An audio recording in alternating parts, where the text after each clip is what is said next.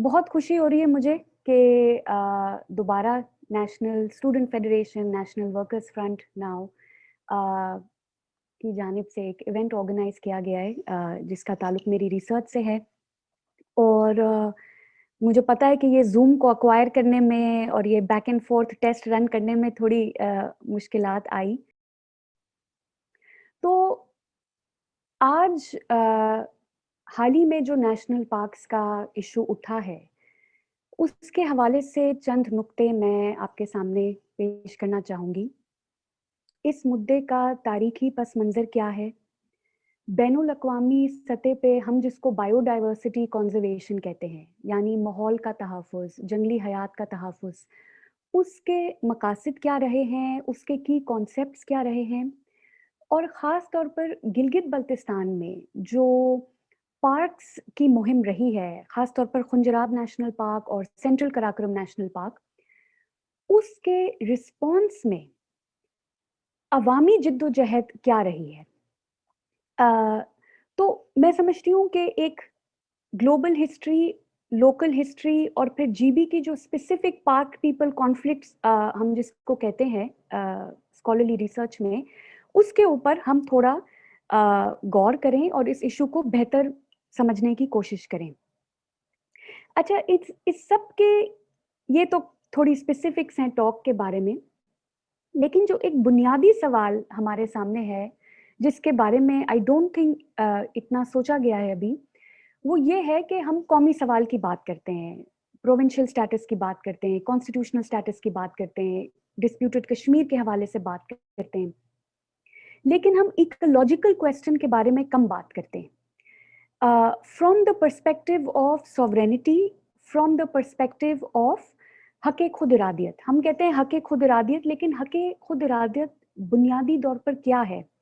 तो मेरा इस पर ये मौक़िफ़ है कि जो नेशनल क्वेश्चन है जीबी का, और मैं अपनी क्या कहते हैं, एक सेकंड ना Inayat, I am trying to, this thing got reorganised. Anyway, मैं अपनी किताब के चैप्टर 5 में इसको डिटेल में बयान भी करती हूँ कि जो इंडिजिनस सॉवरेनिटी का इशू है, वो हमारी पॉलिटिकल सॉवरेनिटी से जुड़ा हुआ है। और वो किस तरीके से जुड़ा हुआ है, उसके ऊपर ज़्यादा डिस्कशन की ज़रूरत है।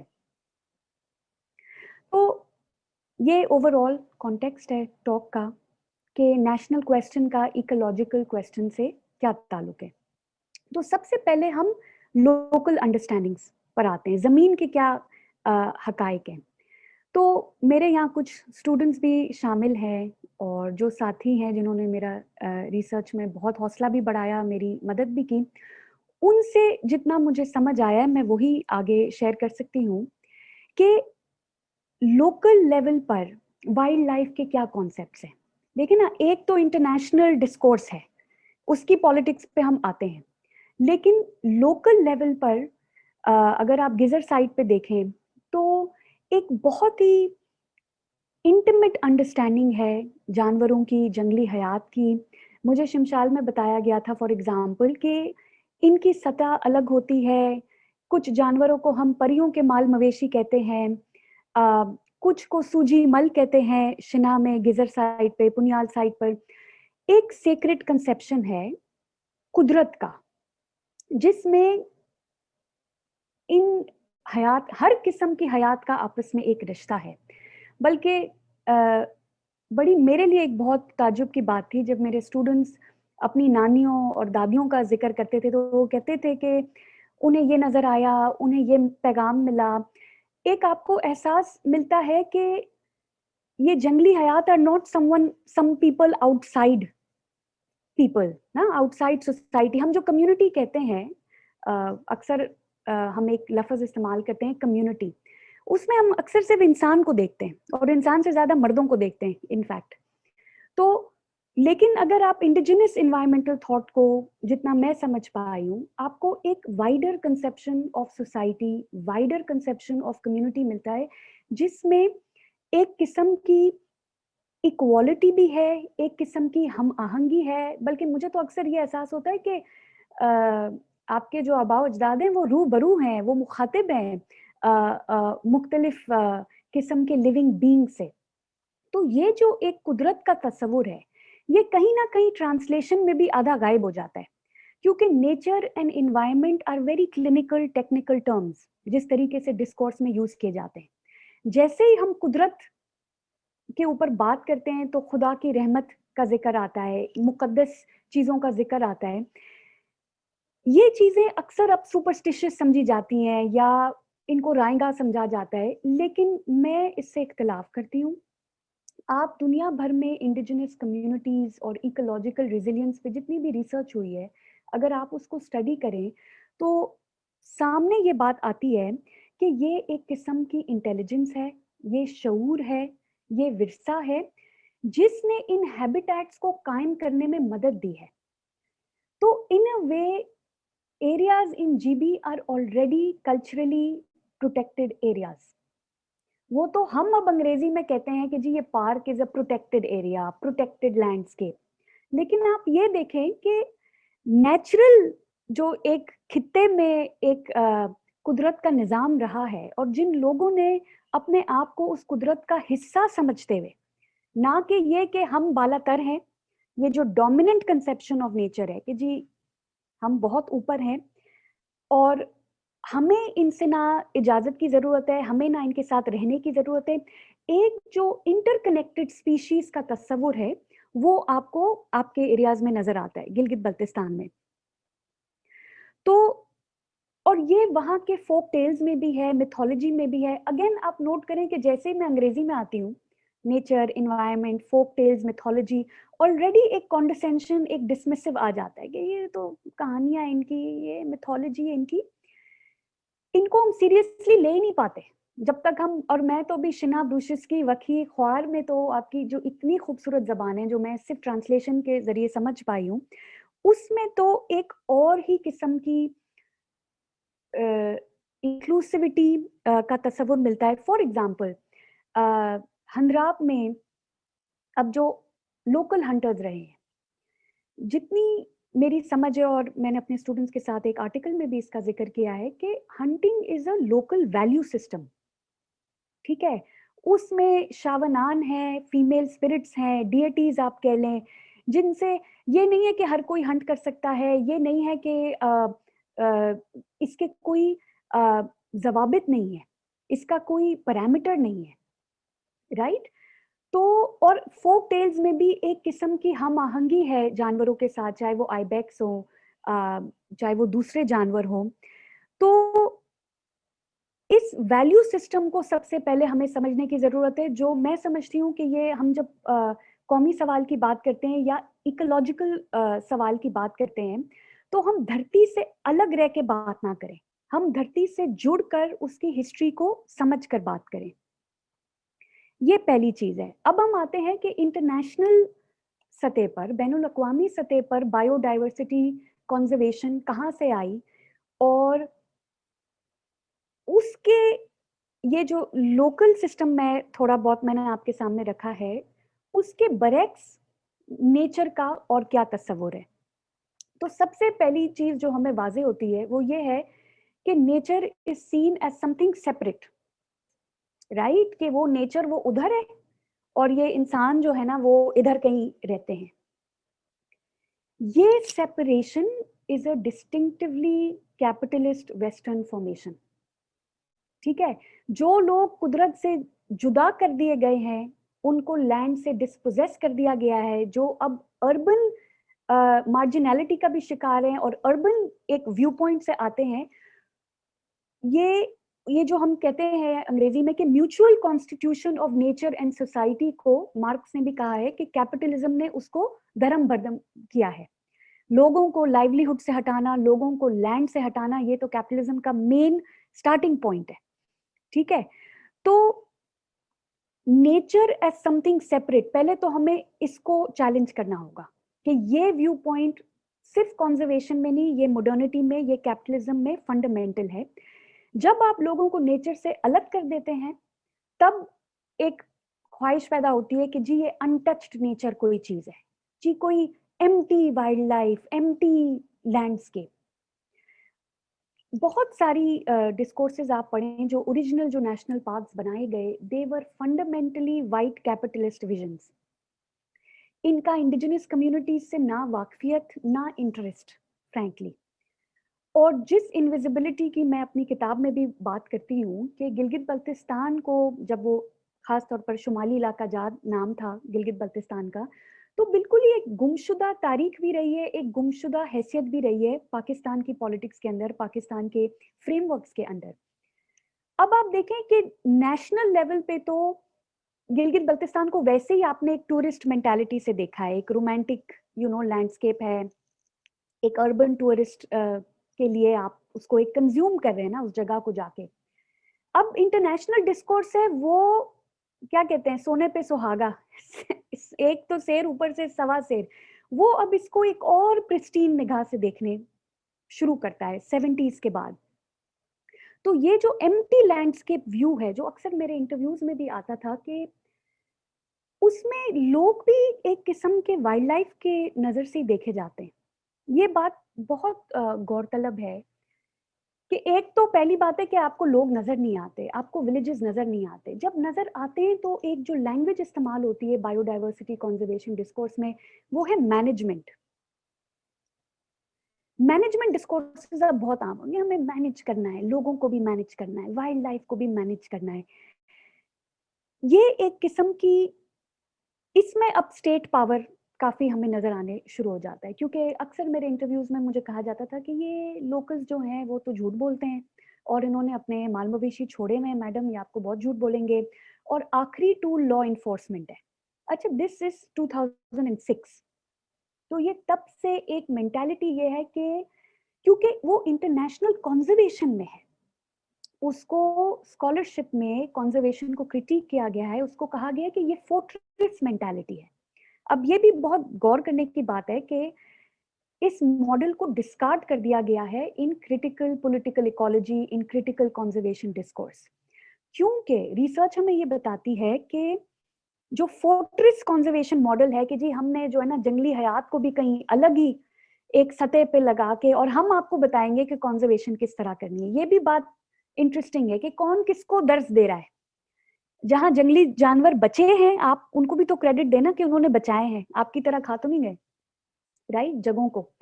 Because North American ecological visions are built on indigenous genocide. यहाँ पे आपने यहाँ के लोकल इंडिजिनस पॉपुलेशंस को जेनोसाइडल तरीके से हलाक किया है, उनके लैंड्स को हड़प किया है। अब उनके ऊपर नेशनल पार्क्स है, ठीक है, उनके ऊपर यूनिवर्सिटियां भी हैं, तो ये इसको कहते थे क्लियरिंग द लैंड, ठीक है। और वो बज़ाहिर ये नहीं कहते थे ना, जिस तरह व्हाइट मैन्स बर्डन जो कॉलोनियल मिशन आए, वो ये तो नहीं कहते थे कि हम कॉलोनाइज करने आए, वो तो कहते थे हम व्हाइट मैन्स बर्डन है, हम तो आपको सिविलाइज करने आए। तो अब वो, क्योंकि अब कॉलोनियल मॉडर्निटी का जमाना थोड़ा ऑफ हो गया है, अब नई जबान है, डेवलपमेंट की जबान है, और conservation links up to this colonial history. इसके बारे में मैं ज्यादा, मेरे पास वक्त नहीं होगा बात करने का, लेकिन ये जो फोर्ट्रेस मेंटालिटी है, इसका कॉन्सिक्वेंस समझना जरूरी है। इविक्शन, लोगों को अपने आबाई इलाकों से बेदखल करना, दरबदर करना, has been the history of national parks all over the world, ठीक है। इनके लिए नाम भी यूज किया जाता है कंजर्वेशन रेफ्यूजीज, और most often these are the most powerful powerless people, ठीक है ना। दे आर, जिनके पास वो जबान नहीं होती, जिनके पास वो दे आर नॉट एज सावी, ठीक है, उनके ऊपर स्टेट फोर्स भी इस्तेमाल की गई है कि भाई ये जंगली हयात आपसे ज्यादा इंपॉर्टेंट है। सिर्फ ये नहीं कि आपसे ज्यादा इंपॉर्टेंट है, उनको प्रोटेक्ट करना भी हमें पता है।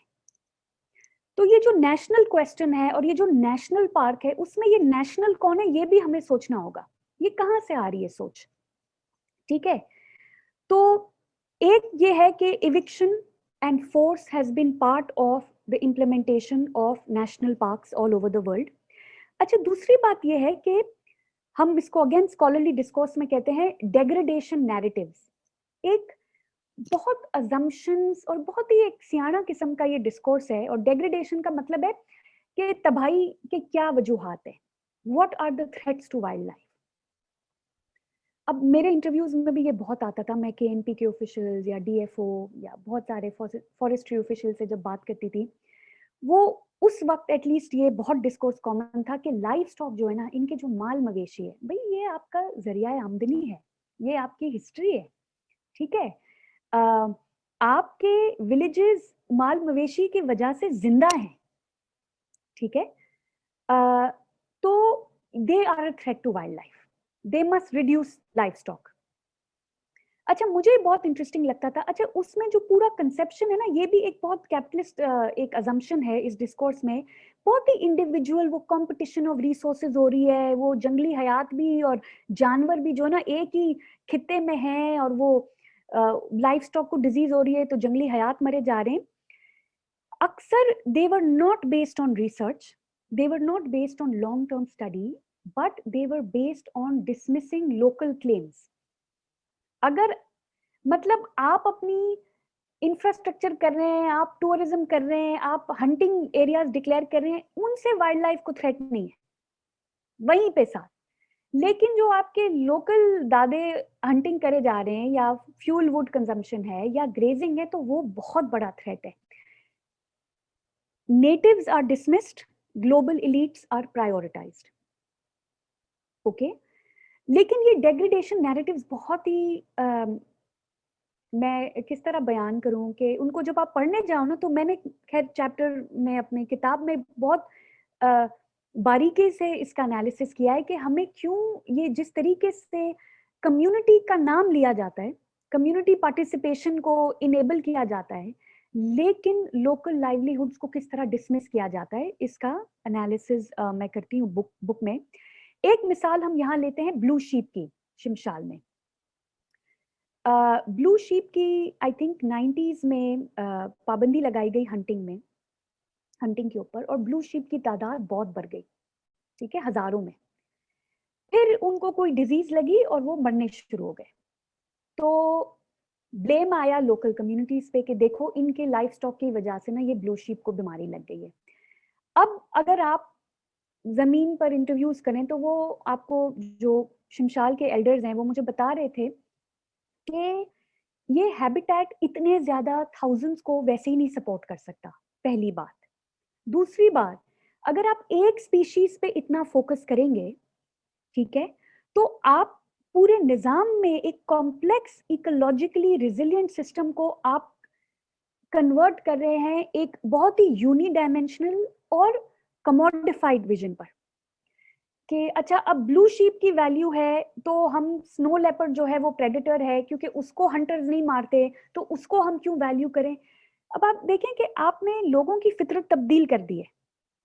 कहाँ एक इंटीमेसी का तस्वुर, स्पिरिचुअलिटी का ऑलमोस्ट तस्वुर के ये एक मुकद्दस बीइंग्स हैं, ठीक है, जिनको हमें खुश भी रखना होगा, वरना हमारी खुद की जानें जा सकती हैं, राइट। हिस्टोरिकली जो नेचर की एक अंडरस्टैंडिंग रही है लोकली मुख्तलिफ इलाकों में जीबी के, और अब आप आए हैं बहुत ही न्यूमेरिकल अप्रोच है कि जी कितने नंबर्स बढ़ गए, जिस तरह आपको अकाउंटिंग हिसाब किताब हो रहा हो, जी ब्लू शीप इतने बढ़ गए।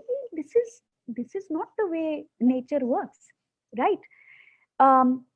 तो ये तो मैंने आपको एक छोटी सी मिसाल दी है कि सिंगल स्पीशीज के ऊपर जब आप फोकस करते हैं। अच्छा, फिर ये जो फोर्ट्रेस मेंटालिटी है, उनको ख्याल आया कि ये तो बहुत, इसमें तो शायद नुकसान भी हो, शायद हम भी गलत थे जो हमने 20 साल बर्बादी की, ओहो सॉरी, लोगों को दर बदर किया, जंगली जानवरों को भी पता नहीं कितना उनकी हिफाजत हुई है या उनको आइसोलेट किया गया है, ये भी बात गौरतलब है। जब आप लोगों को इक्वेशन से हटा रहे हैं, जो लोग उनकी परवरिश करते आए हैं, जो एक रिलेशनशिप में रहे हैं, जब आपने वो डिस्कनेक्ट आर्टिफिशियली इन्फोर्स किया, इसको हम कहते हैं आर्टिफिशियल कॉन्सेप्ट ऑफ विल्डरनेस या इम्पोज्ड विल्डरनेस, तो आपने किसकी भलाई की है वो भी सोचने की बात है। तो अब हम, अच्छा तो ये फोर्ट्रेस मेंटालिटी को अब ये कहते हैं कि जी अब हम कम्युनिटी पार्टिसिपेशन पे आ गए। नहीं नहीं, कम्युनिटीज बहुत जरूरी है, हम पार्टिसिपेटरी फ्रेमवर्क्स बनाएंगे, हम लैंड यूज एरियाज बनाएंगे। ये लोकल कॉन्सेप्ट्स को ही पॉलिश करके मॉडर्न अंग्रेजी में भी बयान किया जाता है। मैं कोई 20 साल से एग्रीकल्चर और इकोलॉजी से जुड़ी हुई हूँ, हर 3 साल पे कोई एक कॉन्सेप्ट आता है, वो वही देसी खाद, देसी फार्मिंग, देसी रवैये, देसी वाइल्ड लाइफ मैनेजमेंट को एक नई लैंग्वेज में दरियाफ्त करता है, ठीक है, उनको क्रेडिट दिए बगैर, क्योंकि आपने किसी भी सूरत इंडिजिनस लैंड को रिकॉग्नाइज नहीं करना, ये एक मसला है। सारी कंजर्वेशन फंड्स जुड़ी हुई हैं कि नहीं, पहले आप स्टेट लैंड हो, फिर इंटरनेशनल ऑर्गेनाइजेशंस इसको मैनेज करें ताकि हंटर्स आ सकें, ताकि हम आपको बताएं कि वेस्टर्न एलीट्स आ सकें, ठीक है। तो ये है नेशनल, ये है आपका नेशनल पार्क, ठीक है ना, ये इसकी हिस्ट्री रही है। अब आज के मोमेंट पे आते हैं, मैं सीकेएमपी से शुरू करूंगी, सेंट्रल कराक्रम नेशनल पार्क। 2005, 6, 7 में जब मेरा जीबी में काफी आना जाना था, तो मैंने जब पहली दफा इसका ड्राफ्ट देखा, इसका मैप देखा, तो मैं बहुत चौंक गई। It's an unimaginable scale. किसी ने ना एब्स्ट्रैक्टली यहां से लेकर यहां तक बस सोचा ये सबको हम प्रोटेक्टेड कर देते। और अभी भी जब नोटिफिकेशंस आई तो मुझे याद आ रहा था कि बस किसी का जी चाहा, तो एक फैंटेसी है ना ये, एक के जी बस ये लोगों के विलेजेस हैं, यहाँ लोग रहते हुए आ रहे। आपने किससे पूछ के सोचा कि जी ये बहुत जरूरी है? ये हके खुद इरादियत तो पता नहीं कब मिलेगा, लेकिन आप तो इनविजिबलाइज कर रहे हैं लोगों को, लैंड को, लोकल कम्युनिटीज को। अच्छा, नाम हर जगह कम्युनिटीज का है, ये कॉन्ट्रडिक्शंस हमेशा साथ चल रही होती थी, ठीक है। आपकी एक एम्प्टी लैंडस्केप है, आपने नक्शा खींच दिया यहाँ से लेकर यहाँ तक। अब प्रॉब्लम सॉल्विंग ये है कि कम्युनिटीज को किस तरीके से ना उजागर करना है, हम उनको अवेयरनेस देंगे, हम उनको अवेयरनेस देंगे, जो कि बहुत अच्छी चीज है।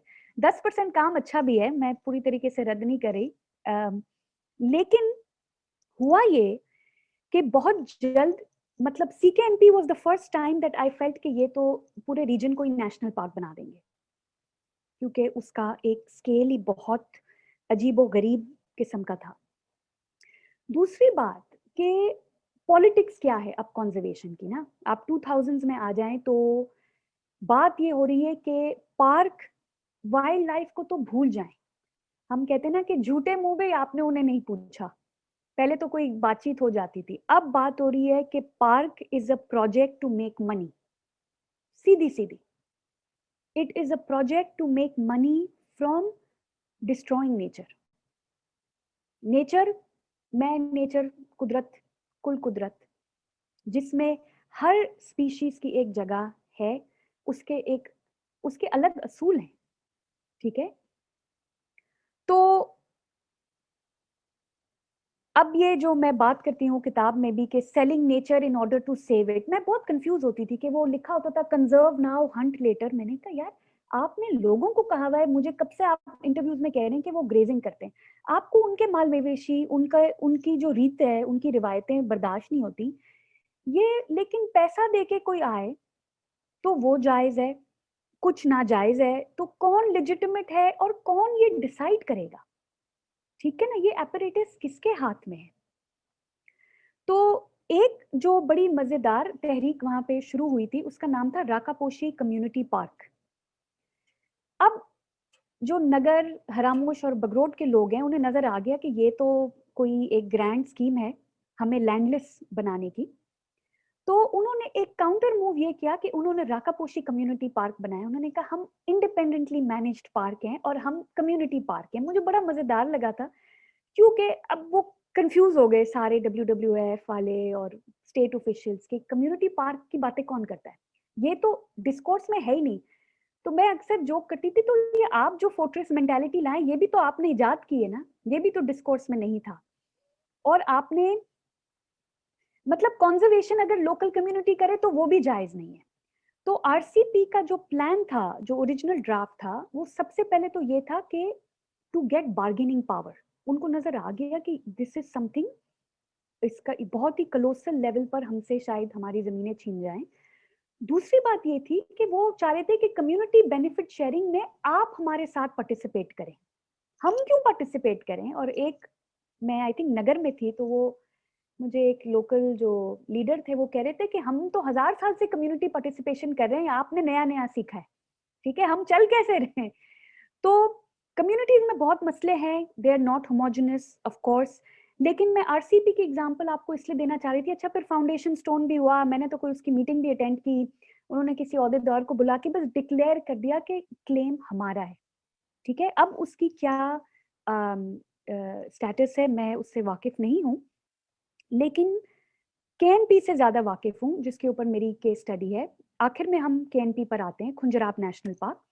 Khunjerab national park is the first declared इन गिलगित बल्तिस्तान। 1975 में ये डिक्लेयर होता है। जॉर्ज शैलर जूलॉजिस्ट हैं जो मेरे ख्याल से आजकल मुझसे 1 घंटे दूर रहते हैं कनेक्टिकट में, और वो शिमशाल कभी गए नहीं थे। शिमशाल इज 2/3 ऑफ द पार्क, लेकिन उन्होंने कहा ये प्रोटेक्टेड एरिया है और इसको हमने नेचुरल या नियर नेचुरल स्टेट में रखना है। अब देखें ना, ये भी एक आर्टिफिशियल, ये नियर नेचुरल है क्या भला? किसके लिए ये नियर नेचुरल है? नियर नेचुरल में इंसान क्यों नहीं है? ठीक है, इस पे बहुत तहरीकें चली। जो खुंजराब विलेजेस ने केएनपी को एक्सेप्ट किया, उनका भी 10 साल एक कोर्ट बैटल चली है और फिर ये आउट ऑफ कोर्ट सेटल हुआ कि कॉम्पेंसेशन फीस क्या है, इंसेंटिव्स क्या है, कॉम्पेंसेशन क्या है, फलाना फलाना। तो कहने का मकसद ये है कि 1975 में पार्क डिक्लेयर हुआ है। I think it was in 92 जब कुछ विलेजेस ने इसकी इम्प्लीमेंटेशन जब होने लगी, तब उन्होंने कहा भाई ये क्या है, ठीक है। शिमशालियों ने पहले ही कहा कि नहीं, दीज आर आवर पास्चर्स। वैसे भी वो थोड़े इनएक्सेसिबल थे, फायदे में रह गए शायद, लेकिन उनको डिसमिस बहुत किया। एंटी कंजर्वेशन है, बॉर्डर पर है, स्मॉल कम्युनिटी है। आपकी तो वैसे ही कोई नॉर्दर्न एरियाज है क्या? आपकी तो वैसे ही गिलगित बल्तिस्तान में कोई नहीं सुनता, और पाकिस्तान में तो बहुत दूर की बात है। Multiple levels of ignorance and multiple levels of arrogance उनको फेस करने पड़े, और वो बताते हैं जो उनकी तहरीक है बहुत ही पायदार तहरीक है। जब शिमशाल नेचर ट्रस्ट वो 90s में बनाते हैं, वो इन्वायरमेंटल एजुकेशन एक प्रोजेक्ट के तहत जब गिलगित में प्रेजेंट करने जाते हैं तो पीपल आर वेरी सस्पिशियस कि ये कौन आ गए नेटिव कॉन्जर्वेशनिस्ट, क्योंकि शिमशालियों को अपने आप को प्रेजेंट करना पड़ा एज नेटिव कॉन्जर्वेशनिस्ट। मॉडर्न जबान को अपनाकर उन्हीं को अपनी जबान में जवाब देना पड़ा। जिस तरह राकापोशी कम्युनिटी पार्क की भी जिद्दोजहद यही थी कि भाई आप ये तो नहीं समझ रहे कि ये हमारा इलाका है, आप इसमें मेहमान हैं, ठीक है। तो हम आपको फिर आपकी जबान में बताते हैं कि ठीक है हम कॉन्जर्वेशनिस्ट हैं। इसमें एक मसला ये है कि फिर आपके ऊपर एक बहुत अजीबोगरीब अकाउंटेबिलिटी आयद कर दी जाती है कि आपको कुछ ज्यादा ही नोबल बनना पड़ जाता है कि हम कोई पता नहीं कोई एंशिएंट कोई मखलूक है, बट करनी पड़ी, ठीक है। उन्होंने अपनी तारीख बयान की, उन्होंने बताया कि हमारी जो कल्चरल फ्रेमवर्क्स है, हमारा क्या पैराडाइम है, बट दे बॉटम लाइन ये है कि Shimshal nature trust holds the sovereignty of 2/3 of Khunjerab national park with itself. वो नोटिफाई कर गए थे, लेकिन उन्होंने कहा नहीं, हम एज अ ट्रस्ट इसको मैनेज करेंगे, आप आके देखें, आप हमारे साथ कोलैबोरेट करें, आप पार्टिसिपेट करें। हम तो यहाँ के रहने वाले, जिसको हम सिंध में कहते हैं धरती धनी, इंडिजिनस, ठीक है। हम, ये हमारा आबाई इलाका है। मेरे इंटरव्यूज में बड़े मजे मजे की चीजें होती थी कि जी पहले तो वो आने नहीं देते थे पार्क वालों को, तो वो पार्क वालों को कहते थे आए हम आपको दिखाते हैं अपने पास्चर्स किस तरीके से हमने जो है ना प्रिजर्व किया हुआ है। तो कोई डीएफओ कहता था कि मैं तो वहां तक चल भी नहीं सकता, तो वो जवाब आता था कि आप चल नहीं सकते तो आप प्रिजर्व क्या करेंगे, ठीक है। और मारखोर की जब बात होती थी, दरख्तों की बात आती थी, तो वो क्लेम करते थे कि nature is not magically self existence, right, हमने ये दरख्त लगाए, मारखोर हमारी वजह से जिंदा है। तो ये एक क्लेम है इंडिजिनस सॉवरेंटी का एक किस्म का, जिसको सीरियसली लेने की जरूरत है इस मोमेंट पर। अच्छा, शिमशाल नेचर ट्रस्ट, मैं लास्ट एक माइनिंग पर थोड़ा जिक्र करना चाहूंगी कि अगर आपने इंडिजिनस सॉवरेंटी को होल्ड ऑन करना है तो ऑब्वियसली मैंने आपको आरसीपी और एसएनटी की 2 मिसालें दी हैं जो कि गहरी जिद्दोजहद, 30 साल हो गए इन जिद्दोजहद को रहते हुए। ये कोई नया इशू नहीं है जीबी में जो अभी पिछले दिनों नोटिफिकेशंस आई हैं। शिमशाल नेचर ट्रस्ट 2018 में कोई चाइनीज कंपनी आई शिमशाल में, ये फरमान अली भाई जो हमारे वेल नोन जर्नलिस्ट हैं, सियासी लीडर भी हैं, उन्होंने मुझे हाल ही में बताया कि 2018 में चाइनीज कंपनी आई, उन्होंने लाइसेंस इलीगली निकलवा लिए। अच्छा, ये 2013 में भी मोहसिन इंडस्ट्रीज का वाकया हुआ था, जो गिजर के लोग हैं वो वाकिफ हैं इससे, कि पता नहीं जाली लाइसेंसेस आ जाते हैं, फिर कहते हैं कि हमने 20 साल के लिए आपका ये माउंटेन खरीद लिया है। ये बहुत रेडिकली डिसरप्टिव बातें हैं कि आप, और ये इलीगल होनी चाहिए। सबसे पहली बात है कि no one should be allowed to have this licence in the first place, no external company in my view. तो ये लाइसेंस लेके आ गए। अब शिमशाली इज कंफ्यूज्ड कि भाई आप कौन है। फिर पता लगाया कि जी वो तो इलीगल आए थे, फिर उनको किसी तरीके से भगाया। ठीक है, ये आई थिंक इस कंपनी का नाम यांडा करके कोई थी, कोई चाइनीज कंपनी थी। इस तरह के मसले थर में भी हुए। थर में सुप्रीम कोर्ट या लोकल कोर्ट में केस फाइल किया कि declare these mountains as protected heritage. ये नहीं हो सकता है कि हर 2 साल पे कोई ना कोई किसी एरिया में लाइसेंस लेके आ जाए और फिर कहे कि ये तो वही बात है ना कि अवामी हुकूक, अवामी वसाइल आप ट्रांसफर कर रहे हैं, स्टेट को भी नहीं। अब तो आप सीधा सीधा कंपनीज के हवाले करें। और ऑब्वियसली उन्होंने अपने लोकल वो इंसेंटिव्स देते हैं, ये इंसेंटिव्स लोगों को मार देते हैं। असल में वो पार्क्स में इंसेंटिव्स देते हैं, फिर वो ट्रॉफी हंटिंग में इंसेंटिव्स देते हैं, फिर वो माइनिंग में इंसेंटिव्स देते हैं। तो सवाल ये उठता है कि एक तरफ हम इंडेंजर्ड स्पीशीज की बात करें, जिसमें लोगों को हमने वैसे ही थोड़ा डिस्प्लेस कर दिया है कि you are outside our priority, we care about this species that species. फिर अब जो इस वक्त की जो इंटरवेंशंस हैं, उनकी लैंग्वेज जो सस्टेनेबल है, सस्टेनेबल डेवलपमेंट जिसको कहा जाता है कंजर्वेशन में, दे आर 100% न्यू लिबरल। उन्होंने एक, इट्स लिटरली लाइक के, मैंने जब एक वर्कशॉप की थी शिमशाल में कि कंजर्वेशन के क्या मानी है, लोग कंजर्वेशन को किस तरीके से समझते हैं, तो इट वाज वेरी क्लियर कि it's a source of income.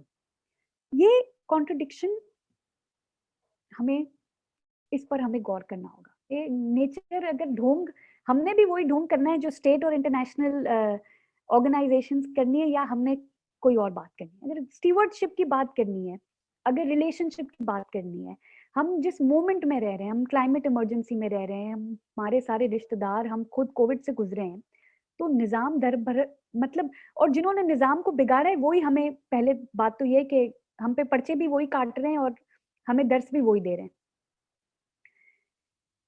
Finally जो करंट मूव है, जिसमें सुनने में आया है कि एफसी को भी लाया जाएगा या लाया जा चुका है, इसको हम इंटरनेशनल डिस्कोर्स में कहते हैं ग्रीन मिलिटराइजेशन। अब ये न्यू लिबरलिज्म तो है, ये शुरू में भी फोर्ट्रेस मेंटालिटी थी, अब ये वाकई फोर्ट्रेस मेंटालिटी है। ठीक है, आपने पहले आइसोलेट कर दिया है अवाम को, आपने एक सोचा है, एक आर्टिफिशियल कंसेप्शन है विल्डरनेस की कि नेचर कोई अलग शय है, इंसान तो नेचर का हिस्सा है नहीं जैसे। और अब आपने पार्क जो वार्ड्स हैं, जो पार्क गार्ड्स हैं, उनके साथ आपने पैरामिलिट्री फोर्सेस को जोड़ा है। तो अब ये बात वही आ जाती है कि ये नेशनल पार्क किसके लिए है? क्या ये सिक्योरिटी पार्क है? इसमें क्या इलीगल हंटिंग नहीं होगी? क्या ये मिलिट्री पार्क है? ये तो नेशनल पार्क भी नहीं है। फिर तो मतलब, फिर तो आपने जंगली हयात का जितना भी आपने वो एक क्लेम था कि जी हम तो ये नेचर के लिए कर रहे हैं, हम ये प्रिस्टीन के लिए कर रहे हैं। तो अगेन जिस तरीके से ये नोटिफिकेशंस आई है, इनका स्केल काफी वसी है।